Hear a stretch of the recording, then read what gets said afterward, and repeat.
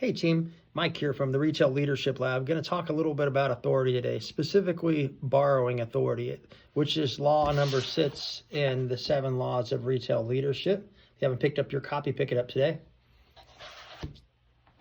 So law number 6 says to never borrow authority. So what does that really mean? So I think that in leadership, often a shortcut that people can take is to not take accountability for the message. So if you are asked or tasked with assigning something, or you want to get something done, or you want to move a team from point A to point B, a shortcut might be to say the boss wants, corporate wants, our neighbor is doing, someone else is winning by doing this. When instead, like, it's your desire, it's what you want as a leader, it is what you believe will get the team to the destination fastest. It takes a lot of courage to actually say that that's your idea, that's your goal, that that's your desire. And it takes taking ownership and just being clear. And sometimes like, being clear and being straight and direct with somebody and having the difficult conversation is tough in the moment, but it will really carry you through if you take that approach. Versus the other side, if you borrow authority, if you say, we have a big visit coming, or the boss wants, or even at home, if you say, you better do this, or your spouse will, or your mom will, or your dad will, like, in borrowing authority, you have effectively also given away your chance to influence and to raise people up. Right? You can't say the boss wants and then somebody succeeds and then you're like, I knew you could do it. You can't do that. It doesn't work both ways. Like, you have to take accountability and you have to be responsible for helping that person along the way. And some of that means providing awesome, positive, way to go feedback. And some of it means providing corrective, direct, and urgent feedback, like, we need to get this done right away. And then being clear about the reasons why and not taking the shortcut and passing those reasons off as the boss wants or the company wants or corporate says. There's so many different lines that you can use that the second you use them, you've given away all of your authority, all of your influence, and you've borrowed it because it's a shortcut. It's easier to say or do. Or maybe worse yet, you haven't owned the message yourself. So it truly still is corporate's message or the boss's message or your spouse's message or mom or dad's message. You haven't internalized what's in it for you yet.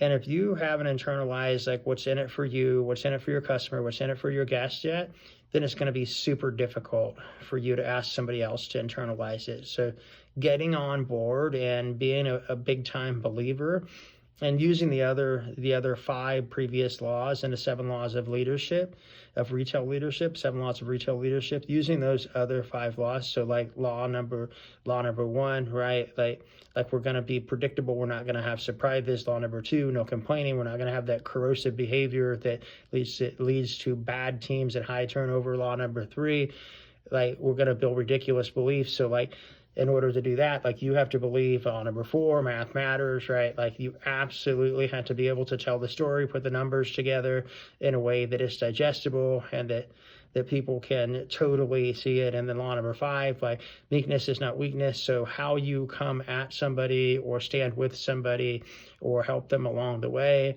it means as much as the other laws before it. And then finally, you arrive at law number 6, and that is like, never borrow authority. So I think the reason that people take the shortcut and they borrow authority and they say corporate said, the boss said, instead of saying we want, I want, this is the way we do things here, the standard is the standard, trust the process, all the things that many great leaders have said.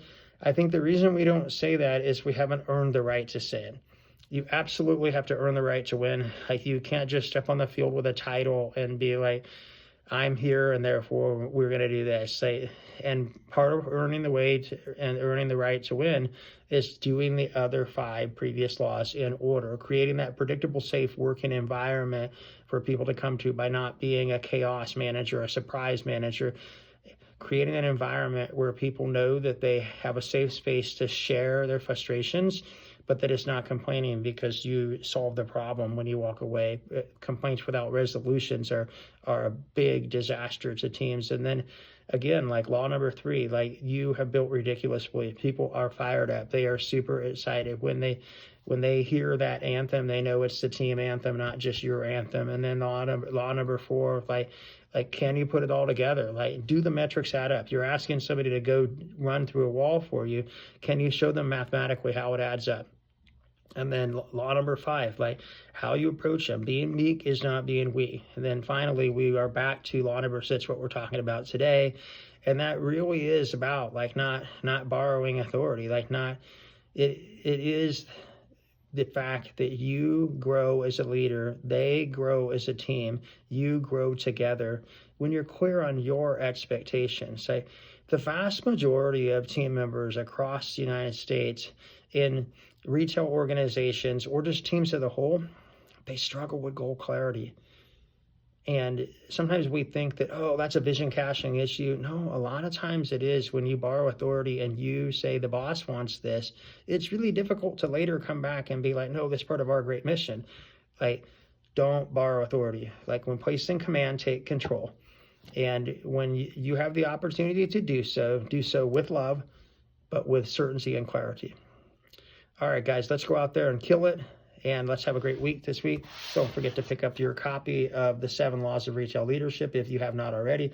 If you have, share the link, leave a review. That's great for us. Have a good one, team.